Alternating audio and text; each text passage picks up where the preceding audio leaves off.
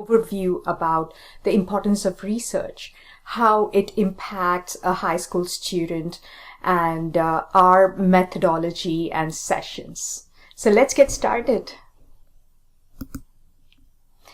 So let's start with the objectives or the benefits of a research program for high school students.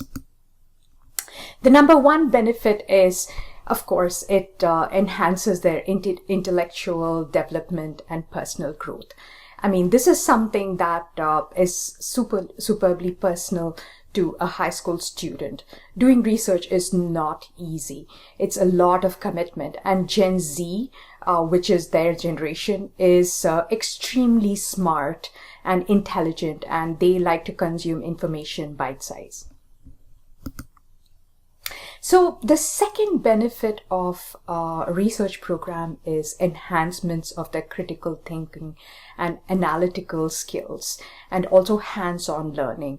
I mean, there's a lot of data that needs to be read. There's a lot of connections that need to be made. There's a lot of learning that is involved.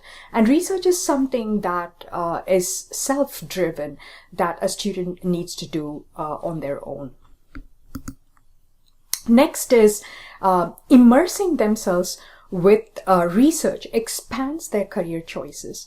Like, for example, if they really want to go into medicine, then research would be a good initiative to sort of test waters.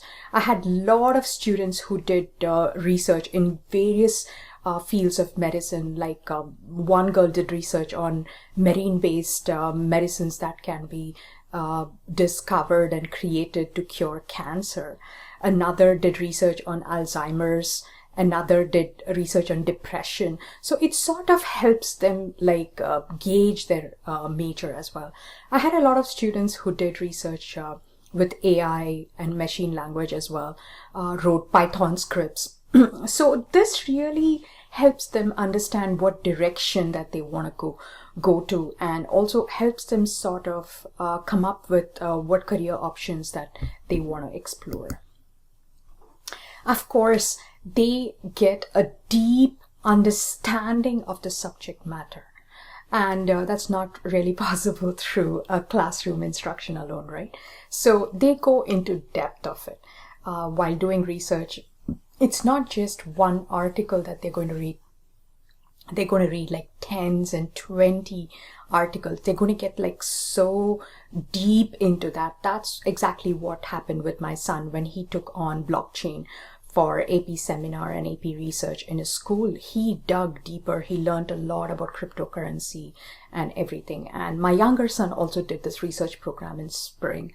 And he's very fascinated with football, and he did research on CTE, and every day he would come and tell me, "Mom, look what I found about CTE," and he wrote a wonderful research paper. So they just go deeper and deeper. I mean, you can't just tell a high school student, "Oh, you have to learn deeply." You really need to give them a project where they can really put in that kind of effort.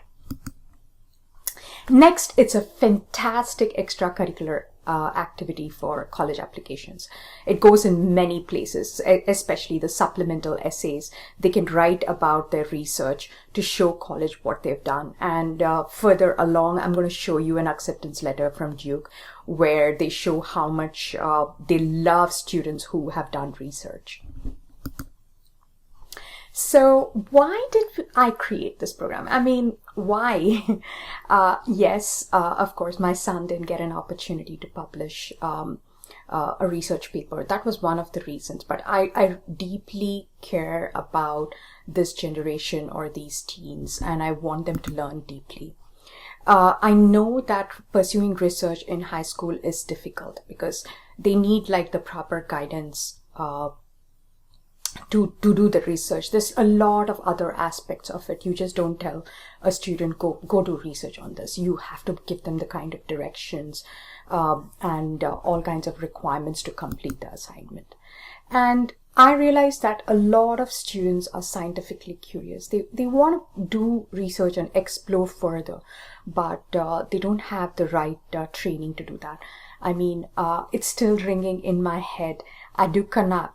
That's a kind of a medication for Alzheimer's or something that the student of mine did. I mean, she was so passionate about it, right?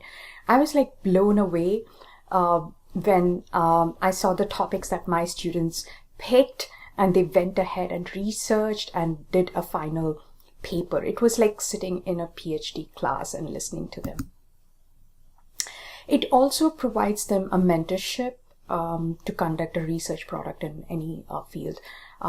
I get the best mentor, and I mentor students personally when it comes to research. And also, we provide the best resources, subject matter experts. Like, for instance, Dr. Raj, who's going to run our program, is a vaccine specialist. He's an immunologist. He is an MBA. He's an associate professor in South Florida. He's done many years of research. He was involved in the coronavirus vaccine creation and everything. So getting the best expert in the field is what is very important. Previously for spring, we had Dr. Ganapati, who is a leading expert in user experience. She guided students into writing research papers as well. So what is the objective of this research program? I mean, what are we trying to achieve? There should always be quantifiable goals to anything that you do. Yes, there is qualitative aspect of it, but quantifiable goals that I'm going to go over. Introduce students to scientific inquiry. Is like our research is based on questioning. Why? What? How? How is this made? Is it a descriptive research that I'm doing? Am I questioning it, or what is it that the research is about, right? Next, they are introduced to data. A lot of data analysis, statistics, and probability. That's like the cornerstone of any research. They need to be introduced to data. Next, it introduces them to evaluate information from a variety of sources. And of course, students cannot reference papers which have not been peer-reviewed or scientifically reviewed, right? They cannot quote newspapers or Wikipedia that have not been substantiated. So they have to get their information from valid research sources. And we make students refer to minimum of 10 resources to do their research paper. Next, we want to apply their knowledge of the scientific theory, right? They need to understand the different theory that's involved and go ahead and learn deeply and contribute. Next, they need to write a comprehensive research paper of a minimum of 2,000 words. I'm going to increase this session to about 3,000 because I've been seeing a lot of research papers that are much longer and more comprehensive. And the other objective is their research paper will be peer reviewed by an expert. And I will tell you what peer reviewing is and the importance of peer reviewing. And then they get to publish their peer reviewed research paper in journals, right? That's like wonderful to see your paper getting published. And they need to present their findings to an audience. I conduct a final presentation called as thesis defense, where students need to come in and present their research, not just show their paper, but give a proper presentation as to why they did research, what was their finding, what was the data that they collected, and all those kind of details. And I expect them to go back to school and present there in their class as well. Okay. So now I'm going to talk to you about a very, very important concept, which is a cornerstone for research, is peer review. What is a peer review and why does a research paper need to be peer reviewed? Okay, peer review is a process where an author's scholarly work or research or ideas are scrutinized by experts in the same field. So there's, for example, Dr. Raj is an expert in vaccine and immunology and the medical field. So he will peer review, guide students into writing the paper, and the final review of the paper will be done by him. This is extremely important to ensure academic scientific quality. So a research paper is valid only if it is peer-reviewed or it is blessed by a person who's an expert, who's a PhD, a minimum PhD, who's guided them. So most of the journals will not accept papers if they've not been peer-reviewed. I mean, if it's not peer-reviewed, it's a blog on Medium, right? So it doesn't have scientific validation or backing. That is why you need an expert to guide you. And that is why this program is so unique, because I'm providing the expert that the students can work with throughout their research, write their paper, get their paper reviewed. There's a lot of revisions that happens, and make it like a very good paper that can be published anywhere in the world. Okay, so why is peer review needed? Like I mentioned, it's also known as scholarly publication. Like anything, it has to be validated, and they are high school students, right? So whatever research they've done, it doesn't matter who does research, it usually needs to be peer reviewed by an expert. Got it? And why is it needed? Because most of the journals, they only accept research paper if it is validated or reviewed by an expert. Okay, so let's come to our course. The way I built this course is I wanted to have a quantifiable result at the end of this research journey. And I tell my students that this course is just sort of a beginning in their journey for research. And I always ask them to sort of keep enhancing on their research. So the 7-week research program, which will help students write a research paper, is guided by Dr. RAJAGOPAL APPAVU. He's an assistant professor, vaccine developer. He's a senior data scientist, analyst.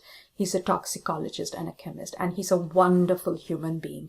He just is so passionate with helping high school students. Last session, the summer session, he spent so much time in helping students with the research, guiding them with their topic, like telling them specific things that need to be included in the research paper. So it's a wonderful opportunity to work with such a kind-hearted person, and we call him Dr. Raj.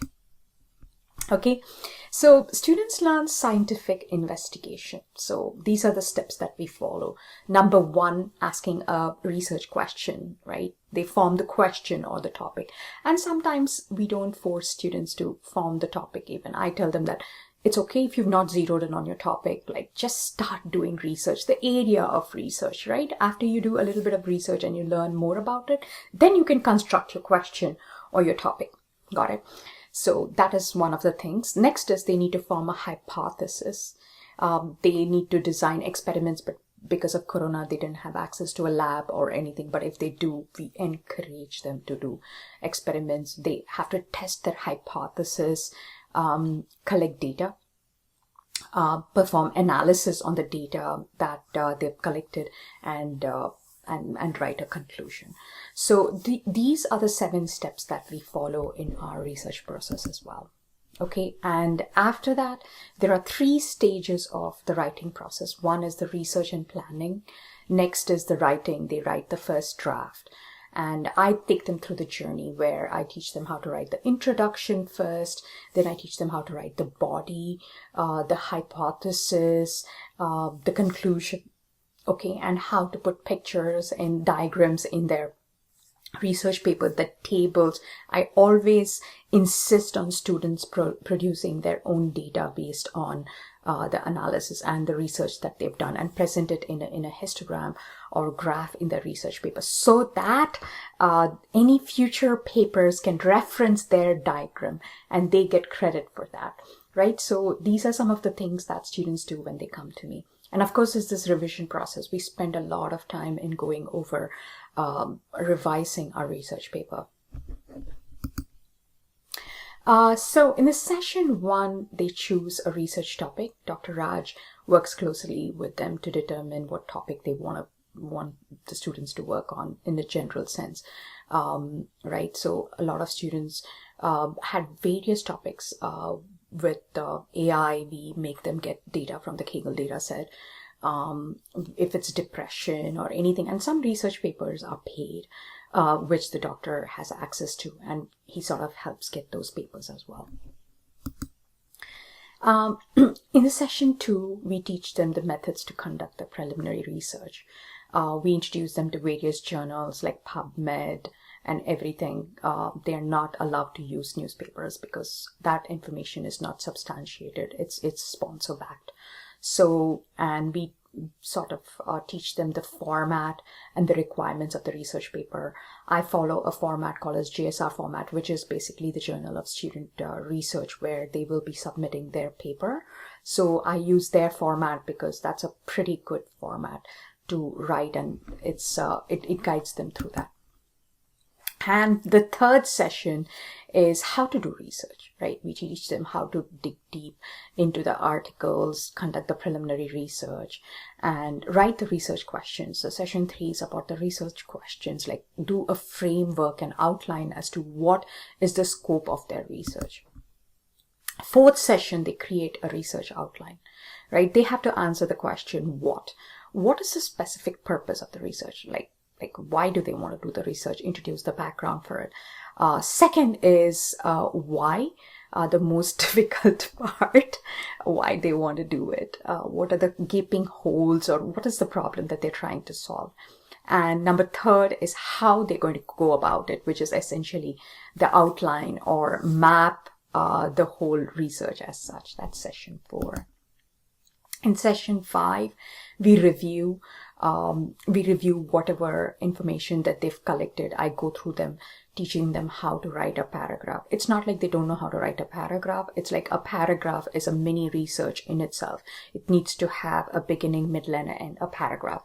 And it needs to have like what experiments they've gone over. Are there any results that they would like to share? So each paragraph is so important. So we spend a lot of time in measuring and sort of writing our paragraphs. And once it's all done, we sort of bring it to Dr. Raj to get it peer reviewed. He reviews the paper. He makes sure that the molecules that are referenced in the research have the molecular weight. These were some of the things that he pointed out in the research paper. Then there are sufficient diagrams that are there, and if the language that is there is the appropriate third-person language. So there's a lot of components to writing a research paper, and we guide them through that. And in session 7 is when it's a beautiful thing.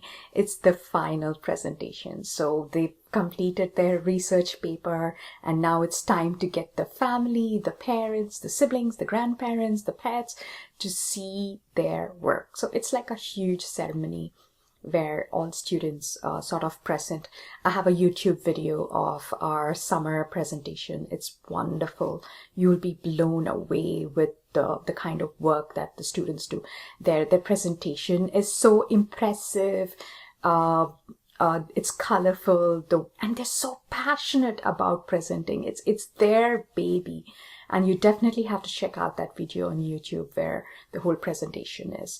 And they have to field questions as well. So each student has to ask 2 questions and to the group, and they need to answer the questions that comes to them about the research.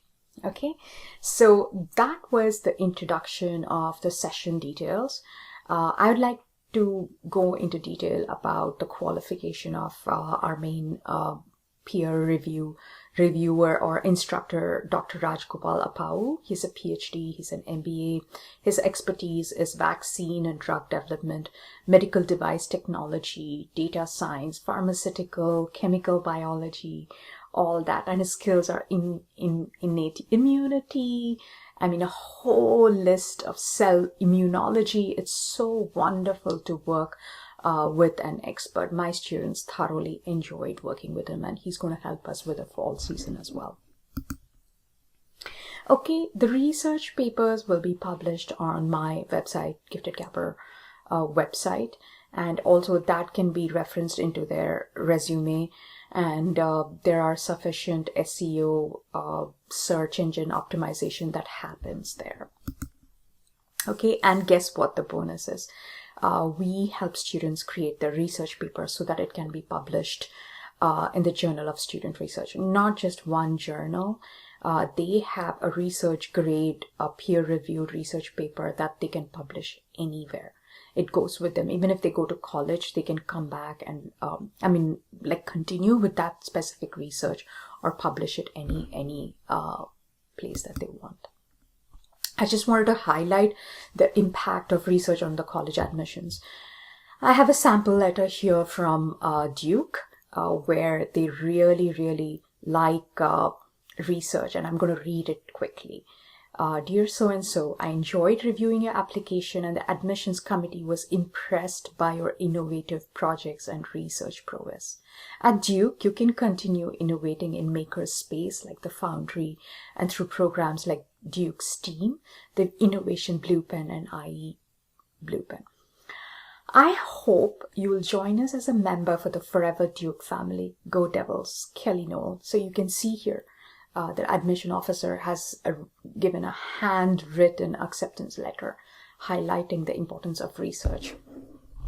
So colleges and highly selective schools love seeing research in a student's profile. Okay, so we're almost there in the end. If you're interested in our fall program, please join our wait list. I'm a little busy with the senior admission process and everything, and I will be starting the fall season with Dr. APPAVU. His availability is on the weekend, so nobody can say, oh, my son's not available or my daughter's not available. The timing is going to be perfect because it'll be on the weekend. Okay, so if you want, you can go check out the research papers that are there. Even their abstract is there, and their complete research paper is there. You can read it from top to bottom. And if you have any further questions, you know where to find me. Feel free to address any questions. Okay, so that is it. Bye.